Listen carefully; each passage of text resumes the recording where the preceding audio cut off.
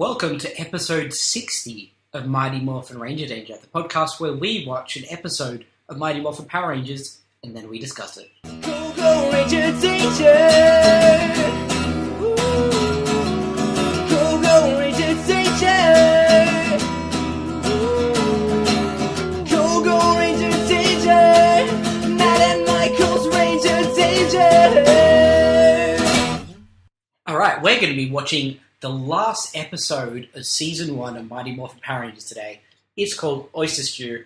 I'm called Matt. I'm called Michael. And this is the show. Yeah. Where can they find us, Matt? We have a website on the interwebs, probably about right in the middle of the interwebs. It's www.rangerdangerpodcast.com.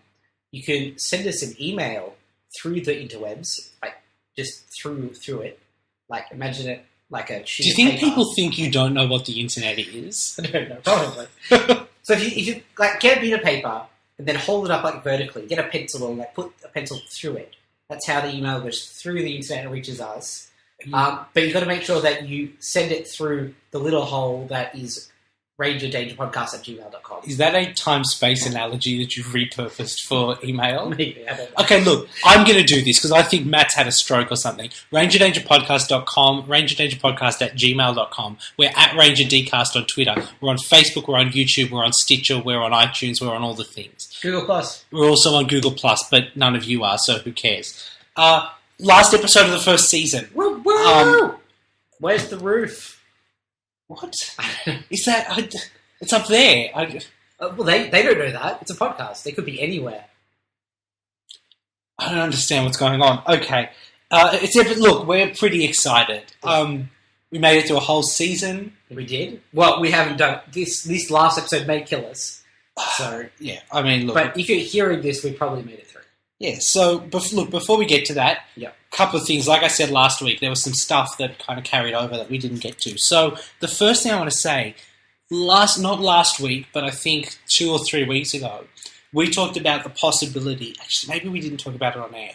At some point, we talked about the possibility of a Power Rangers Super Sentai crossover. Mm-hmm. And could they do it? How could they do it? Would they do it? Did you have any thoughts about that? Because I've had an idea as to how they do it. Okay.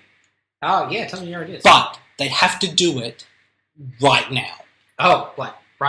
Should we call someone? Like before February. Okay. And here's why. Yep. You can't team up any team of Power Rangers with the Super Sentai equivalent of an existing team of Power Rangers. Okay, Right? what's that? Because then you've got you introducing... There's these Japanese guys. They look like the Mighty Morphin Power Rangers, but... Oh, okay. In my head, it's just like, here's an alternate universe where the Power Rangers are a bit different. Sure. I mean, look, that would also be acceptable, but I have not considered the possibility of an alternate universe, which is weird for me. It is weird for you. But anyway, where I went straight away. Yeah, so like, if you bring back the Japanese, like, Mega Force Rangers, say, you go like, well, how are they different to our Mega Force Rangers? Were they at the same time? Yep. Is there Japanese Zordon? Like, what's the situation there? So, you have to do it with a team that you haven't used. Yeah. That leaves you two options. Yeah. Right? That leaves you the team that the White Ranger is from, which I think is Die Ranger. Yeah. And, I mean, as cool as that could be, like, I base the White Ranger's powers on these guys. That would be kind of cool and make sense. Yeah. But also, I don't know what the odds are of getting them all back. I don't know. That was more than 20 years ago. Yeah, so like, and I mean, it certainly appears that Sentai actors are more willing to come back, but, who knows? Or, Go Busters. Yes. Is a team that we've decided to skip for a number of reasons. Bad reasons. I mean, not great reasons. But as far as we know, at least, at this stage, there's not going to be an American team of Go Busters heroes. They're all recent to the role. They played it a couple of years ago, so they're probably more likely to be willing to come back and do something. Yep. And here's the beautiful thing. There's a crossover movie, which is the Go Busters team and the team that was Super Mega Force. Ah. That already, like, those seasons were concurrent. Yep. They made a crossover film. And at the end of that crossover film, they introduced the Kyoryuga guys, who are the Dino Charge guys. Right. So you could do this movie, use the footage that's already there with these differently morphed teams, Yep. and you've got half your work done. Yep. And the other thing is, one of the reasons allegedly that they didn't use the Go Busters guys is that lots of their villains are like unmorphed Japanese people. Right. They're not monsters in suits. Yep. So it makes it a lot more difficult to go, like, replace them when you need different scenes. Yeah. But that's not a problem here, because you can explicitly say that they are Japanese. Japanese. Yeah. They can be a Japanese team of bad guys Yeah. who are fought by a Japanese team of Power Rangers. Power Rangers. It would be amazing. That would be It, amazing. it lines up. But you have to do it before February so that you can end with revealing The new team. this new team. Yeah. So That's definitely not going to happen. it's never ever going to happen. It was never going to happen. That was I'm But- really impressed. That's a really good idea. It would be great. Yeah. And I don't know, maybe you could cut it together from bits of already existing episodes. I'd love someone to give it a try, but I don't think there's any way you could conceivably do it. Yeah, I feel like we ask a lot of our fans. That's probably a bridge too far. I might have a look at it. Okay. Maybe if even you could just take one of the fight scenes and dub the American fight noises over that stuff. I think you could make that work. Anyway, okay. So, second thing we're going to discuss. Yep. Matt, are you familiar with the comic book? We talked about comics and Power Rangers a couple of times before. Yes. Are you familiar with the comic book Youngblood? Yes. Okay, so Are can we you... talking 90s Youngblood? Yes, or 90s Youngblood. Okay. So can you explain to people what Youngblood was? Oh, no, not really. But it was an early image book. Yeah, I believe it was actually the first image book. Okay. It was, so basically in the 90s, a whole bunch of Marvel and DC artists Mainly mostly Marvel. kind of basically realised that they didn't need Marvel. They were kind of... They were becoming huge superstars Yeah. in the industry. We're not getting much of a financial benefit from the fact that these comics they were making were selling millions, literally millions of copies. And so decided, well, how about we just make our own comics company? People will buy our books whether they're like Batman or Dark Claw. Yeah. So let's just... And that way we can own it, we can get the money. we make the money. Yeah. A great idea. It kind of fell apart very quickly. Well, yes and no. Like the company's still around. doing The very company's well. still around and doing fantastic work. Yeah. I mean, this last kind of 5 or 6 years of Image Yeah. have been genuinely phenomenal work. Yeah. But the 7 or 8 guys who defected largely kind of fell apart. There's still a couple of them. Jim Lee is still... All of them are still doing stuff, but they certainly fell apart as a group. Yes. So Jim Lee ended up, Basically the Leaving. co-head of DC Comics at the moment. yeah, after a few steps, like being at Wildstorm. But there's people like Todd McFarlane who, like, has Still stepped away from draws- comics yeah. a little bit, but still controls Spawn, and Yeah.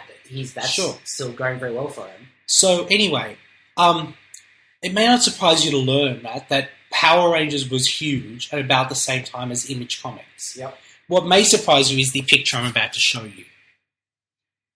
Oh, what what? Matt is looking at is a teaser ad for Power Rangers Zeo / Youngblood. Wow. The number one... That is the most 90s comics. Isn't it? The tagline says, the number 1 rated kids TV heroes meet Image's first and finest super team. They are all drawn by Rob Liefeld, which you can tell because there is 1 foot between these 5 people. It's 2 of the... And Tommy the Red Zeo Ranger looks like he's having some sort of hemorrhaging of his muscles. he looks like Bane, is what he looks like. There's And does his hand become a knife? Yeah, it's a kind of nonsensical posing image. It may not surprise you to learn, Matt, that this never happened. Which you will know because you don't own it. Yeah, that's true. You can imagine that if this had happened when we were children, you would have read every issue of this. Basically, Gold Zeo Ranger. I believe it's a blue Zeo Ranger. Right, okay. Just terribly drawn, so it's hard to tell. Yes. Basically, the schedule on Youngblood started slipping pretty majorly. Yeah, which is a problem that Image had across the board. Yes. And so this crossover kind of fell into the ether as well, that's never going to happen. Yeah. So as far as I know, this is the only image that's ever been released from it. But That's Rob Liefeld drawing a Power Ranger. It's In the past couple of weeks, we've uncovered Steve Ditko drawing Power Rangers and Rob Liefeld drawing Power Rangers. Yeah. That's amazing. now all we need is Stuart Immonen drawing Power Rangers. But that'd be really good. Oh, of course it would. Stuart Immonen is possibly the best artist working in comics today. It's just, yeah, boy, is it something. Yeah. Wow. Yeah. That's, wow. All right. So the third thing this week, there was a Huffington Post article Oh, okay. that you read. I know you've read because I sent you the link and you said I'm literally halfway through it. It's kind of like a long-form oral history interview with Oh, I a did read whole that. bunch of the original Rangers. Austin St. John, David Yost, Walter Jones, Karen Ashley, who was the second Yellow Ranger, and David Fielding, who played Zordon. Yeah. And there's just kind of a whole bunch of really interesting stories in it. Yeah. And I'm not going to read anything out from It's a lot it. of stuff that, if you're super into Power Rangers, you probably know already, but it's really interesting hearing it in their words. Yeah, like I knew that the Power Rangers weren't paid very well. Yeah. But it's really interesting to hear them talking about, like, they're making $1 billion and we're making the same amount as working the window at McDonald's. Yeah. Like, And it's also, like, we figured out that David Fielding wasn't Zordon in voice after Yes. a while. And we also knew just from looking at it that they didn't have a lot of specific Zordon footage. Yep. But what the article reveals is that he shot all of Zordon's visual footage in one afternoon before production started on the show. Yeah. They used that for the whole series. Yeah. They didn't do anything else. They never shot Zordon's face again. I mean, I question that because I feel like it gets better in space. Possibly. And they may have gone back, but certainly for Mighty Morphin, all the Zordon you're seeing is like 3 hours worth of him going, You're on a podcast. oh yeah, shit, okay. He was just making fish faces. Yeah, yeah.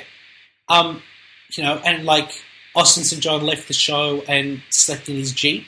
Yeah. Because That was a sad story. It Yeah. sounded like he had a rough time for a little while. I think he did have a rough time. I think that's definitely true.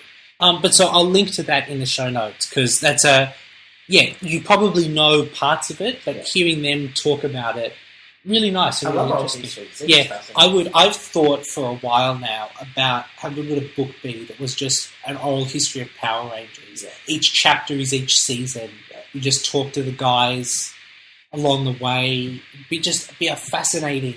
It would be. And I think because of the production issues, I'm going to say, with the show, it makes good content for that Yes, sort of it's a thing. fascinating, like, oh yeah, we shot in New Zealand because it was cheap and because we, Yeah, and can't afford. stuff like the fact that they never choreographed the fights for them. They basically said to the actors, look, we've got 3 hours in a park, figure out a fight and shoot it. And it was up to the actors to come up with the fight scenes.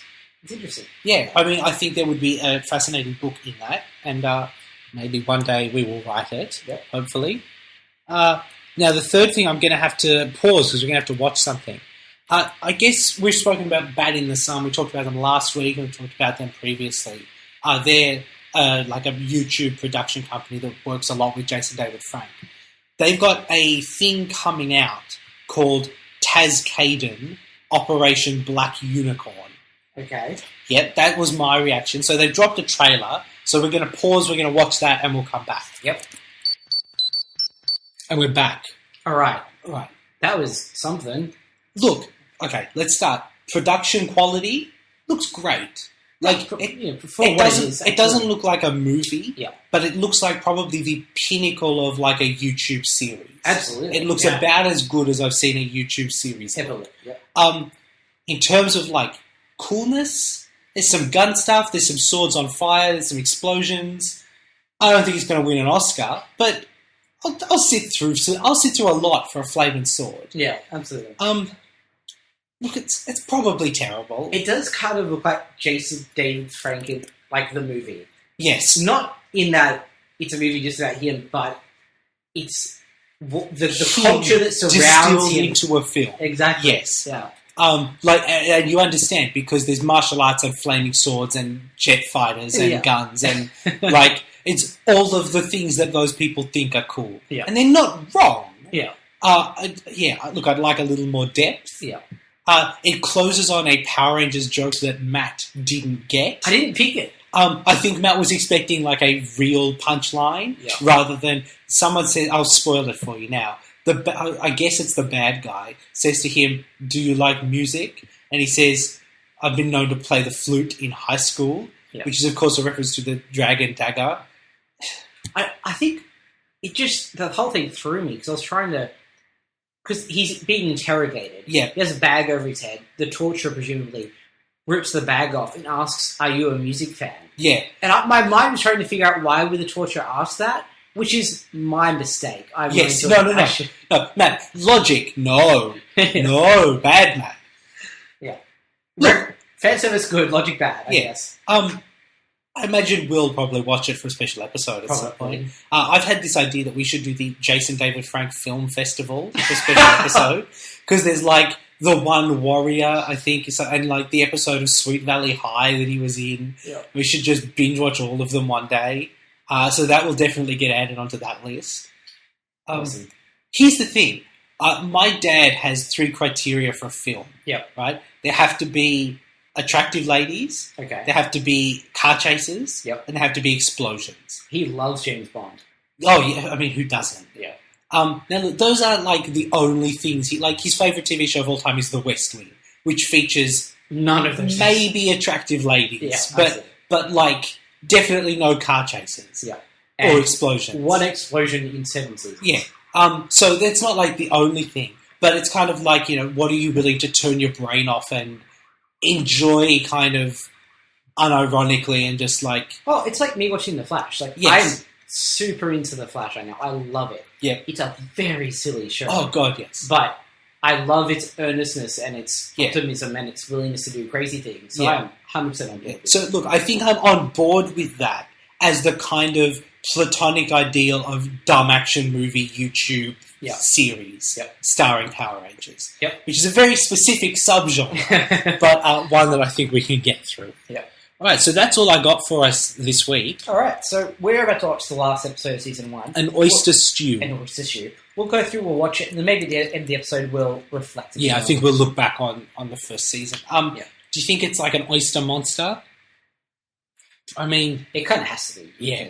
Yeah. But, sometimes it surprises us. Sometimes it does. Well, guess we'll find out. Yeah. This will be the last time we see the opening credits. It has to be as sad. they are. It'll presumably be our last successful Megazord battle as well. Is this our last after 10,000 years I'm free? Yeah, I think it is. It's an end of an era. It is an end of an era. All right, let's go watch it, All right. and we'll be back in a sec. And we're back. We just watched an oyster stew.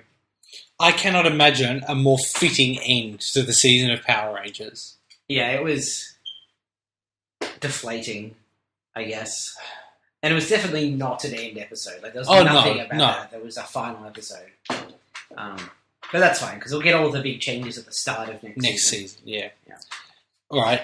Do you want to go over it? Yeah, Angela's back. Hooray. You know Angela, that character that you love.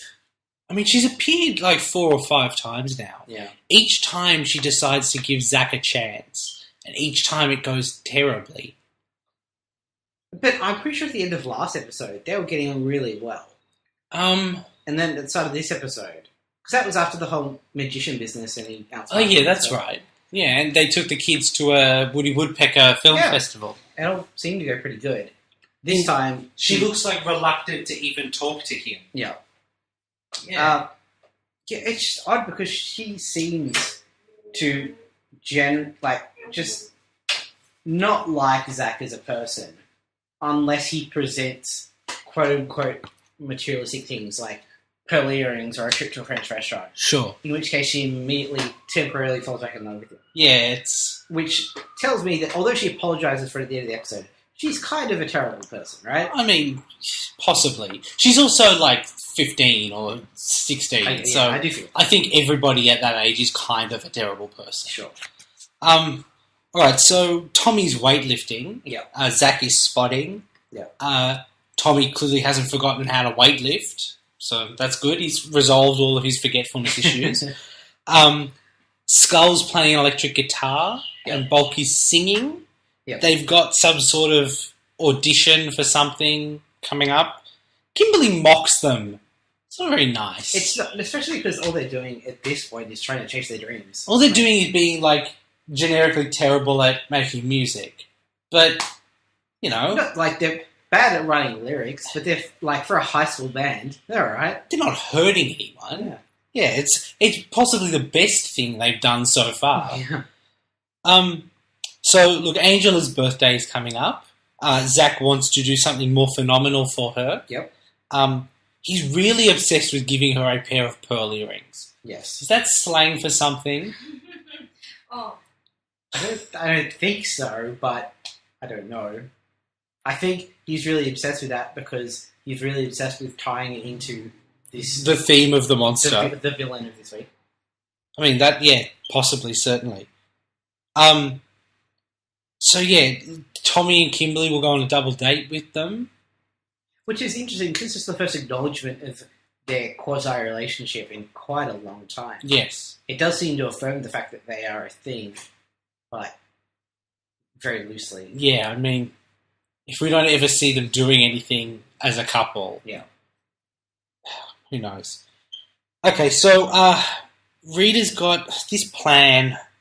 I know we've criticised her plans in the past, but there's the Oysterizer, Yeah. and he's got something called the Echosite Pearl. Yeah, I kept listening to it, trying to figure out if it was meant to be a thing. No, I think it's just like A weird a word. weird name. Yeah. And they're going to pollute the sea and take over the world? Yeah. It was destroying I the think sea, question mark, world domination. Then don't you just end up with a world that you've taken over that has no sea? Like, I don't think you win. No. Anyway, so Zach tries to ask Angela out. Yep. She takes some convincing. It's not really until he says that he'll take her to a French restaurant. But suddenly she's like, yes, I'm very interested in you as the person, Zach. Yeah, I mean, Are people really impressed by French food? I know I'm not, other than their, like, sweet pastries and stuff. Sure. But, Yeah, I don't know. it's not for me, but there's a lot of food that isn't for me, so maybe that's just me. Yeah. Alright, so... Someone's pitching ideas for a present to Zach. Yeah. And he initially says pearl earrings. They say, no, you don't have that in your budget. And then someone suggests, like, a singing telegram. Yep, Kimberly suggests it. Not something I've ever seen in my life. But he says, okay, alright, that sounds fine. Yep. But then by the next scene, he's, like, back onto pearl earrings. Well, it's weird because, like, they say to him, okay, pearl earrings are out of your budget. What if, you went to lunch somewhere, Yeah. like at a French restaurant, or you could get a singing telegram. And so by the next time, the plan has escalated to a singing telegram while he gives her the pearl earrings at a French restaurant. Yeah. He's like, do they have jobs? I don't know. They don't seem to have jobs. They teach classes at the juice bar. I guess, but they also get all their food and drink for free. Yeah. So, I don't know. anyway, so we see the Oysterizer. Yeah. Oh boy. It's a creepy looking thing, isn't it? It's one of those things that just looks a little too organic. Yeah. Yeah. It's like an oyster shell Yeah. around basically a dude, but like a coral-coloured, like, organic mass of dude with two, like, little cannons where his You say cannons, but they're more just like... nozzles, spouts, Yeah. where his, like, belly button would be, I guess. Yeah. It's messed gross. up. It's It's super messed up. So he's got the pearls of stillness. Yeah. After the Badges of Darkness last week. It's Yeah. okay. So look, Zach goes to a jewelry shop and looks at pearl earrings. Yeah. It turns out those are expensive. Yeah. It turns out the reason that those are considered like a fancy, classy gift to someone Yeah. is because they cost a lot of money. That's true. So Zach's walking through the park where a strange old man with a fedora says, My favorite bit. I've got some pearl earrings. But he opens up his coat and he has just like a whole bunch of different Just jewelry stuff, inside yeah. his coat. The most suspicious looking man you could ever hope to meet. Yeah. Zach does the right and intelligent thing and says, are those stolen? Because that's the He obvious does question. look, here's the issue though, right? He's clever enough to, like, think, well, those could be stolen earrings. I'm Yeah. not going to risk that. Not clever enough to go, even if they're not stolen, why is this strange old man offering to sell me pearl earrings? Why is he willing to sell these pearl earrings that he says were his late wives? Yeah, and the way he says they were his late wives, it very strongly implies that he murdered his wife. There's no other way to interpret that scene. So either Zach should have figured out that it's part of Rita's plan, Yeah. or assumed he was a murderer. And I think it being part of Rita's plan would probably be the preferable option at this point, because he's a creepy-ass serial killer dude. He is a creepy-ass serial killer dude. That's true. Yeah, it's just...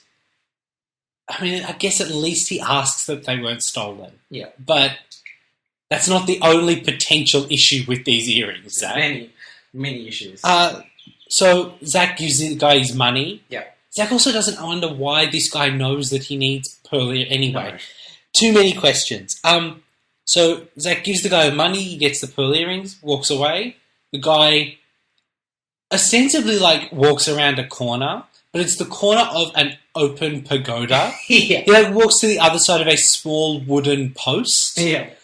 At which point he transforms into, not as I was expecting, the oysterizer, Yeah. but just a putty, Just a putty. who runs off holding Zach's money. Yeah. I like the thought that even if Rita's plan failed, she made $30.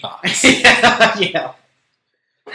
Now, this furthers my belief that the putties have souls Yeah, and are intelligent, because he has the foresight and intelligence to come up with an excuse or a response to Zach's questions. yes, So he's clearly a thinker. yes. So he has personality and thoughts. That's weird to me. Yes.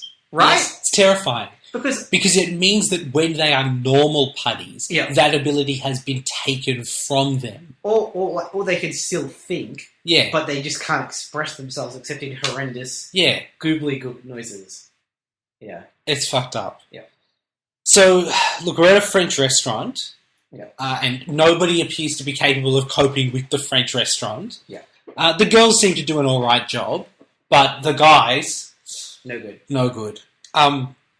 Zach's going to order in French. Yeah. The waiter gives the most disdainful look I've ever seen on a human being. Yeah. It's actually beautiful how much this guy clearly hates some fucking teenager coming and go, I'll order in French, your language. Yeah. Oh, yeah, fuck you, asshole, is what he's thinking.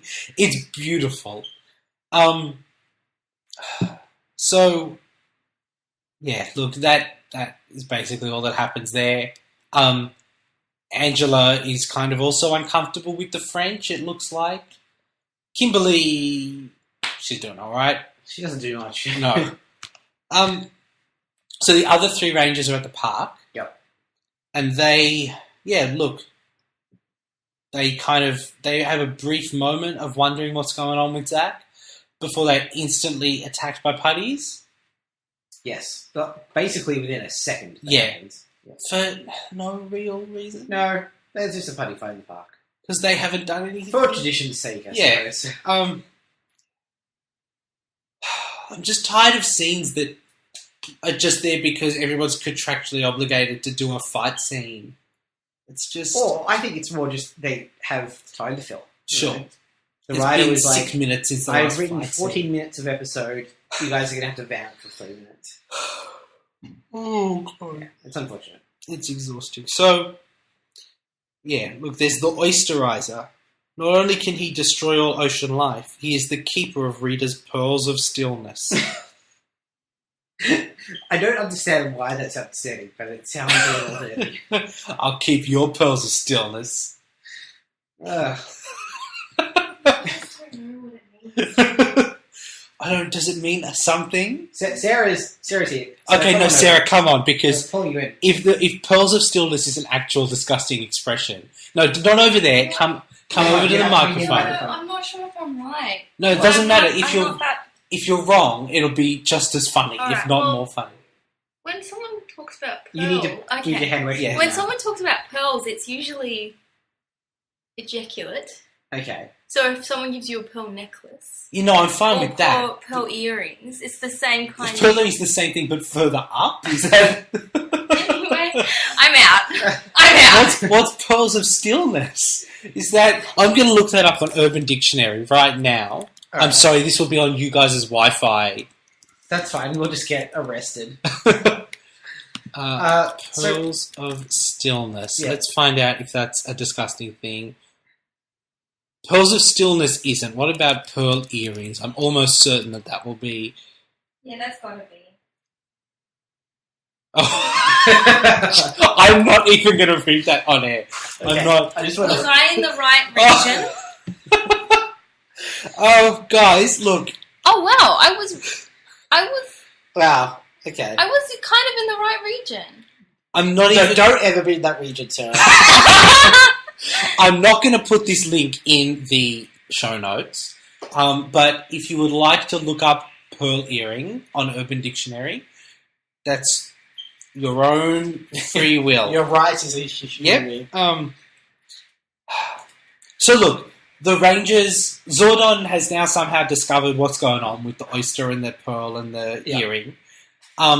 The Rangers have to go and warn Zack for Angela not to put them on. Yeah. Because the pearls of stillness will freeze everyone nearby. It's not as though they have an instant communication device Yeah. that they are literally using at that moment to talk to someone. Yes. No, they have to physically go to have that conversation. He gives her the pearls. Or before he gives her the pearls, the singing telegram is Balkanskull. Surprise. Surprise. Balkanskull fuck everything up. Surprise. He gives her the pearls. The waiter comes with cake. Balkanskull get the cake all over the table. So Tommy and Zack go to clean up. While they're going to clean up, Angela puts the earrings on. Yep. Everybody freezes, including the 3 other Rangers who have come to stop them. They arrive to try and stop Angel. They're just too late, Matt. It results in them getting covered in grey, squiggly, bad special effect. Yeah. I mean, look, it's not bad for For sure, it's pretty fine. Yeah. Like, it's fine. It's on, like, it's, you know, it doesn't leak over their clothing or anything. Like, it's clearly only on their skin that they're frozen. Yeah. It's fine. Yeah. It was at this point that I noticed that Tommy's suit jacket is enormous. Yes. It's But like Megazord sized. It's a 90s thing, though. Is it? Yeah. That's just what you did. What people did. That was dumb. Well, sure, absolutely. A lot of things happened in the 90s were not. Like a lot of this. So look, everyone's frozen except Tommy and Zack. Yep. They go to fight the Oysterizer. There's another mention of Tommy losing his powers and so on, saying, "You sure you want to do this?" Yeah. So it's nice Yeah. to keep that going. Yeah, I guess. So look, for some reason they split up when they get to where the Oysterizer is. Yeah. Zack discovers the Oysterizer. The Oysterizer shoots acid out of its top belly button cannon. Nozzle. It's disgusting. It's messed up. It looks like he's giving him a pearl earring. Yeah, it's both of us independently shuddered and made sounds of revulsion when we saw it. Yeah. So it's like an acid thing that makes Zack burn up. Yeah. basically. It's pink and wobbly and Yeah. gross. It's causing him a lot of pain. So at that point, Tommy catches up with him. Yep. To And- go Green Ranger go. Punches the Oysterizer for a second, and then takes the opportunity to transfer his shield over to Zack. Yep. I think this is the first time I've seen Zack use it. It's the first and only time it goes to anyone other than Jason. Yeah, I thought it was really cool. Yeah. Obviously, the Black Ranger being my favourite. Yep. Him wearing the The shield. shields. Yeah. Pretty rad. It's kind of ruined by the thing that happens next, which is the Oysterizer shoots his acid at them. Yeah. Tommy, who's just given away his shield, stands up and gets in the way. Takes the shot. Like, one of you has the magical defense device. Yeah. Maybe you should be the one to take the next hit. Yeah.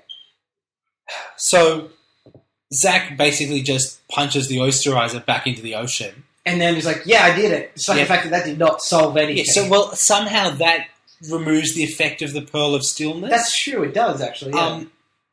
Yeah, that's not ever adequately explained. Yeah. Much like everything in this show. So, Michael, hang in there. Zach goes back to the restaurant. Yeah. Everyone's unfrozen. Yeah. And he basically says, come on, guys, let's go sort this out. Angela's already stormed out. Quite rightly, Sure. I think, Yeah. at this point. Before they go, Zach leaves some money on the table, which is pretty nice. That's a nice touch. I think it's, the only reasonable thing to do. Yeah. He left Tommy on the beach. Yeah, I'm curious as to why Tommy this whole time was just standing on the beach as a ranger. So there's Hanging this out. acid Yeah. that was so bad that Zach needed to take the shield to heal. Yeah. Tommy took the same hit from the same acid, and Zach just left him on the beach. Yeah. Last he knew, dying on the ground. I think we can assume that he transferred the shield back to Tommy. Sure, because the next time we see Tommy has the shield. Yeah, so... Look, here's the thing. All of that would be infuriating. But next up, we get an underwater Megazord fight. Yeah. And that redeems so much of this terrible It's episode. pretty cool. Because when they were talking about they may have to use the Megazord to go underwater, have a fight, Yep. and then they're like, oh, that'd be a first, it might be a bit dangerous. I was absolutely expecting them to cop out, and that Yep. never happened. But then it happened, and I was Yeah, like, yeah. holy shit. So, it's they're not actually underwater, Yeah. but they've got it's either a bubble effect Yeah. or a screen of bubbles in front of the camera. Yeah. Either is fine. It works. It makes it look enough like it's underwater that you're willing to buy into it. Absolutely. Um, It's weird because there's no Make My Monster Grow scene. no, he's just giant He's or just something. giant. But underwater, he's giant. I don't know. That's Anyway, fine. no. Look, least of our worries. Yeah. We basically get the ending of Pacific Rim, Yeah. but in Power Rangers. Yeah. It's great. They go underwater to fight the monster. It is great. It's one of those things where I'm amazed that if they had the ability to do this, they didn't do this a quarter of the time for the season. Yeah, why are there not many more underwater monsters? Yeah, it looks great. You know, Yeah. for the show, I enjoyed it. Yeah. So anyway, the Megazord's taken a bit of a hit because it's not designed to work underwater. Yeah. But you know what is designed to work underwater? The Dragonzord. The Dragon Zord. And that, to me, that makes sense. It does. It rises out of the ocean every time we see it. Yeah. The idea that, actually, it would be incredibly useful here. Yeah. That's the most consistent thing that this show has presented us with. Yeah. It's, so, it basically knocks the monster straight out of the ocean, but whatever. There's a fight on land. They destroy the Oysterizer with the power sword. Yeah. I mean, there's not a lot. The Oysterizer has a ball and chain for a bit where the ball is a pearl. Nice thematic, but... For what is essentially the last hurrah of the original Megazord, Yeah. it's a little underwhelming. But that's fine. I like that we went back to the power sword. Yeah. Simple, effective, just do the thing. Iconic. And that's it. Yeah. That's the last monster that Megazord will ever destroy, maybe. I think so, yeah. That's sad. Yeah. I'd like to point out one other thing. Yeah. At the end of last week's episode with Commander Crayfish, Yeah. Rita said, no more seafood. Yeah. Immediately after, the monster following is an oyster. They didn't really No. check the scripts on that one. God, no. Yeah. Anyway, so look, Zach has realised that you never try to impress someone with money because you can't buy love. Sorry, I just realised something. If you flip the order of these episodes, Yeah. which you could do with No, no yeah, discernible no. difference to the structure, Sure. that line would actually be pretty funny because it would have been two seafood things in a row. Yeah, And that maybe that was the way they were intended and they just flipped in pairing order or something. who knows? Yeah. So yeah, you can't buy love. Yeah. Which is, I mean, probably not a gripping moral for, 8-year-olds. No, but I think it's important Sure. because she is such a horrible materialistic person this whole episode. It's nice for them to say, hey, this behaviour's not on. Sure. Unfortunately, it does also say it's on Zach to win her back over. Yeah. Rather than saying, Zach, you don't need to associate with people who are materialistic. I mean, it's weird because if she wasn't interested, Yeah. it would be creepy that he's, tried 5 times to get her to go out with him. Yeah. But she's clearly interested sometimes. Yeah. She's just, maybe there's 2 of her. She's a twin. Yeah. And she's... One loves Zach. Yeah, and the other one hates Zach. Yeah. And she's just he doesn't know. Yeah. that maybe it's just like maybe they're just practicing so they can do a magic trick and they have to keep it a secret, or maybe they're just Angela's like the great grandson of the guy from The Prestige. well. Okay, you just spoiled The Prestige for anyone who hasn't seen The Prestige. My bad. But if you haven't seen The Prestige, what is wrong with you? That's an amazing film. I think it's Christopher Nolan's best film. Matt will argue with me on that because he liked Interstellar more. But anyway, it's definitely the top of the list. So, were you expecting this season of this show to end with a musical number? No, I was not. Have you seen the first season of Skins? No. Skins is a British TV show that's like teen drama, very, I don't want to say gritty because that presents the wrong impression, but very much like, you know, about like what kids' lives are actually like and very kind of exciting. And at the end of the first season, someone gets hit by a bus and then the entire cast burst into a musical number. Right. Like, not all in one place, like a montage with the musical number happening in all those places. It's the most bizarre ending to a season that I've ever seen, up until that happened in Power Rangers. So, Bulk and Scarlet on musical instruments. Zach is singing what could be a 90s R&B smash hit, We don't know. but could just as equally be a generic Written for the 90s. Look, given what we know of this show's budget, They I'm probably sure they're not licensed using Boys to Men, right? So then Skull starts singing and fucks it up. Yeah. But before that point, they're playing the instruments perfectly well, Yeah, which is inconsistent, yeah. but that's fine.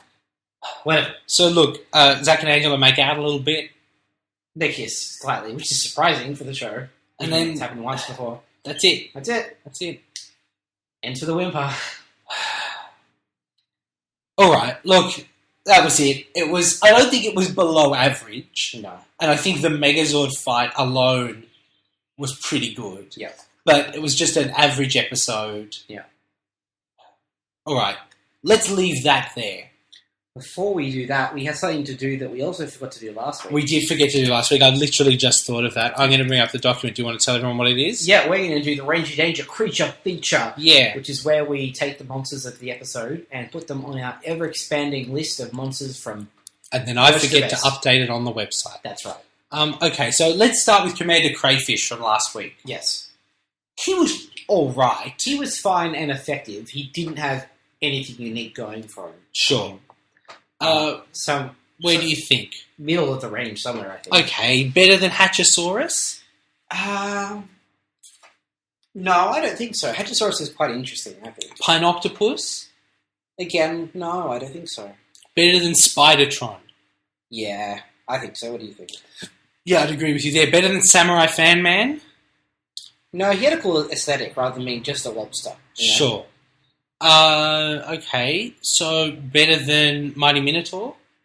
Very comparable to Mighty Minotaur, I'd say. Alright, above or below, would you say? Maybe just below? What do you think? Yeah, I'd Okay. agree with you. They're above Octoplant. Yeah, sure. How about the Mutant Rangers? That's a hard one because they're an interesting concept done badly. Yes. Probably. Does that put them about the middle of the road as well, do you think? But they're not better than Commander Crayfish? I think they probably are. Okay. Yeah, I think they're at least slightly more interesting than a stock standard monster. Sure. Better than Cyclops? Cyclopsis, is that? No, Cyclops from Oh. the Green Candle. I don't know. What do you think? Better than Slippery Shark? Oh, this is very difficult. I think better than Slippery Shark because But not as good as Pinoctopus? no. Yeah, I think that's a reasonable position. Yeah, because at least Slippery Shark, although he had an interesting gimmick, it never amounted to anything. Whereas there was a little bit of interesting stuff in this episode that resulted from the Mutant Rangers. Absolutely. Okay, and what about Oysterizer? Pretty cool design. We got an underwater Megazord battle out of him. But he alone, But is he responsible? Like, do we credit him with the underwater battle? I don't think so. Okay. Could have been Commander Crayfish underwater just as easily. Yeah, I don't. But I feel like, I don't know. For some reason, I feel like he deserves the credit. Yeah, sure. Okay, but he's not better than Pinoctopus. You don't think so? Nah. Okay. Probably, I would probably put him just below then. What do you think? Sure, just below, so just above the Mutant Rangers, Yeah. just below Pinoctopus. Yep.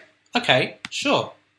All right. All right. That's the creature feature done. The creature feature is ever growing. Yeah, it's updated now. It's got 55 entries. Wow. 55 entries. It's a lot of monsters. Been a long season. Yeah, So, it sure has. segue! Hey. We've done this for 60 weeks. Yeah. It's been rough. It's been rough. It's also been good. Well, a lot of people watch the episode and are bewildered and kind of angered by it, but then if they have the opportunity to watch it again, they kind of want to. Yeah. You know? Yeah. So it's interesting in that way. Yeah. There's definitely an appeal there. Mm. It's been terribly written. Yeah. The occasions that it's been well written have been so few and far between, and occasionally apparently by accident, that it's just, you can't, I mean, I'm willing to give them part of it finding their feet and figuring it out. Sure. But they've had probably at this stage more episodes than there have been of Breaking Bad, you know? Yeah, probably. So that's not finding your feet time. That's a lot weighing. Especially after they had that break for this 20 that, you know, we came back for Zoe 2 with like some good ones and then it just fell apart again. Yeah. Yeah, look, it's so crazy, which I think is part of the appeal. Do you remember that episode where they were stuck in a tube?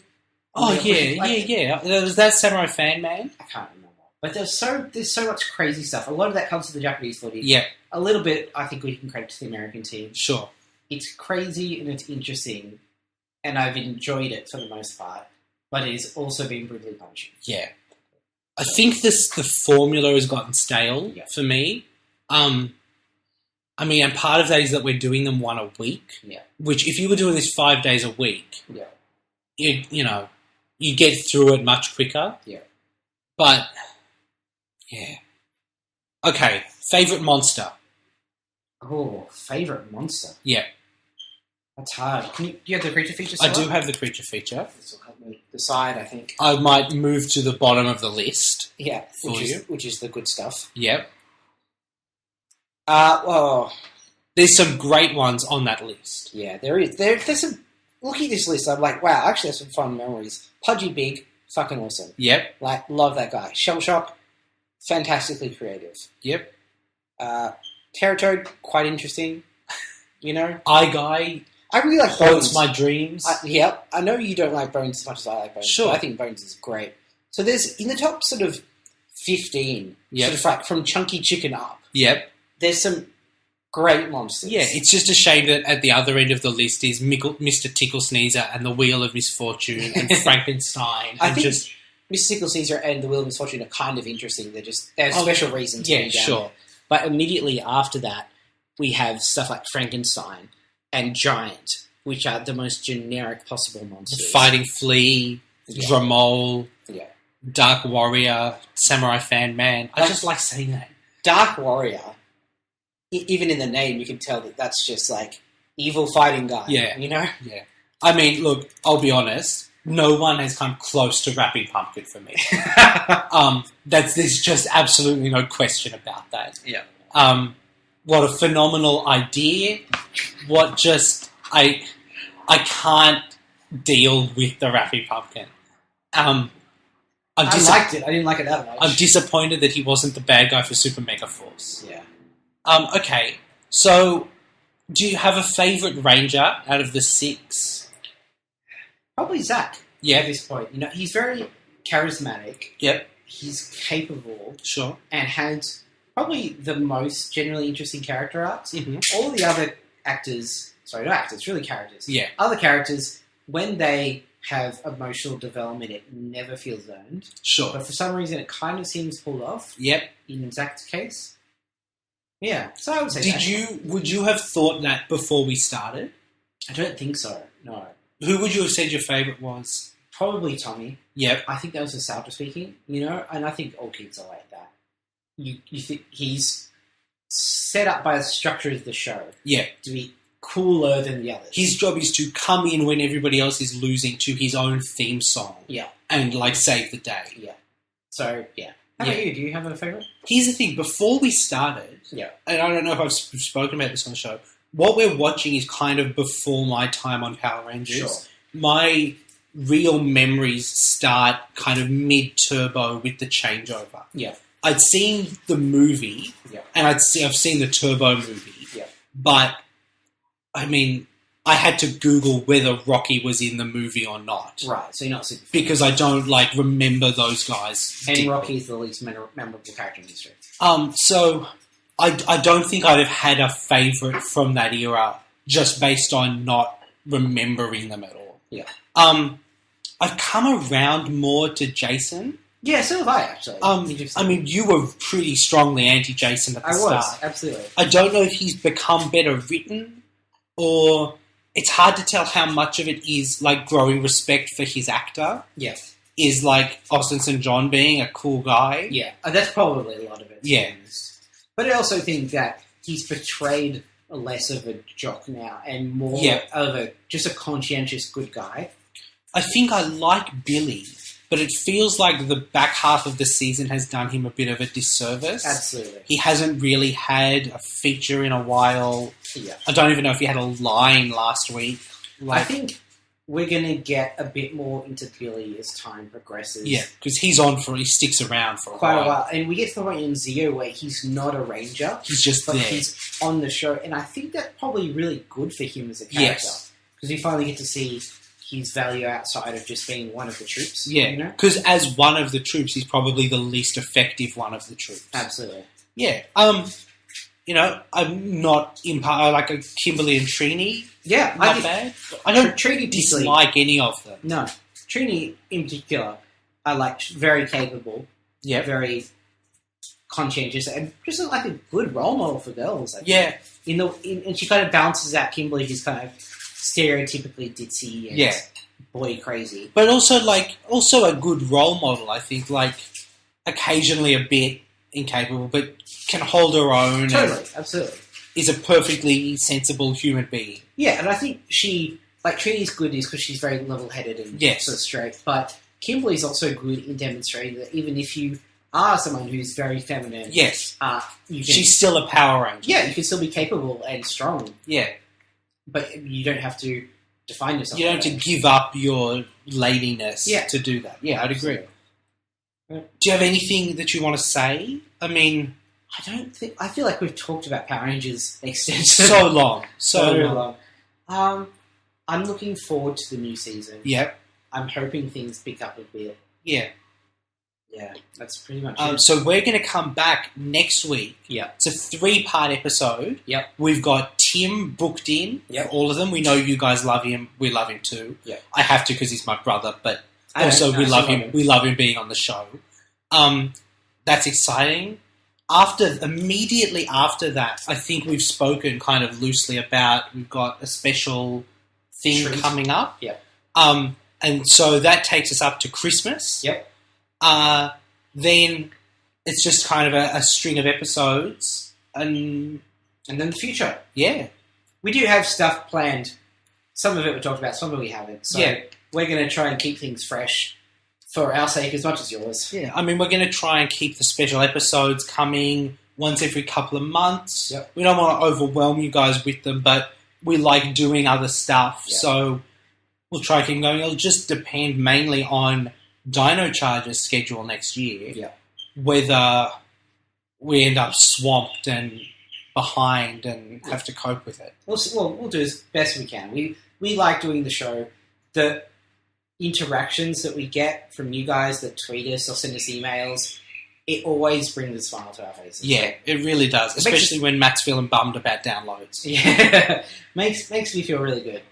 Just the hashtag thing from last week. Yeah. Seeing you guys respond to a hashtag that we created. That was really nice. It made us feel really good. So thank you so much to everyone that listens to the show, and especially to those who get involved. Yeah. So, we've got another season coming. Yep. It's 52 episodes long. Yep. Assuming that we don't have any breaks or problems, we should be looking at finishing on your birthday next year.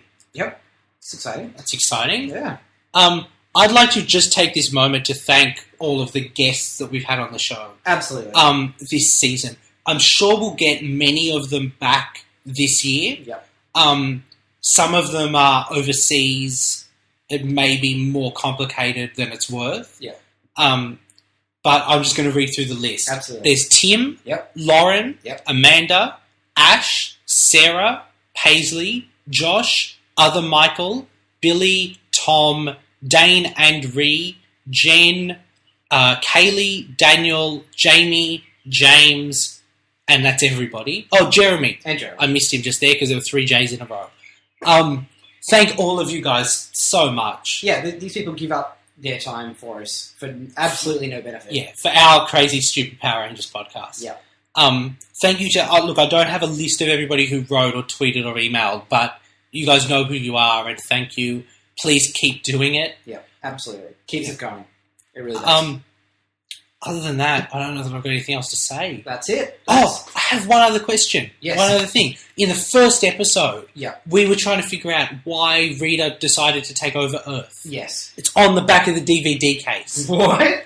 After interesting. 10,000 years of imprisonment, the evil sorceress Rita Repulsa and her loyal minions are freed when astronauts on a routine mission in space accidentally open her dumpster prison on the moon. Yep. Filled with rage, Rita decides to conquer the nearest planet, Earth. Okay, so just because it's close. It's just because it's nearby. Okay. That's interesting. There you go. We're ending the season with the solution to a mystery. I mean... An unsatisfying solution to not really a mystery. Yeah, it doesn't really make sense, but that's fine.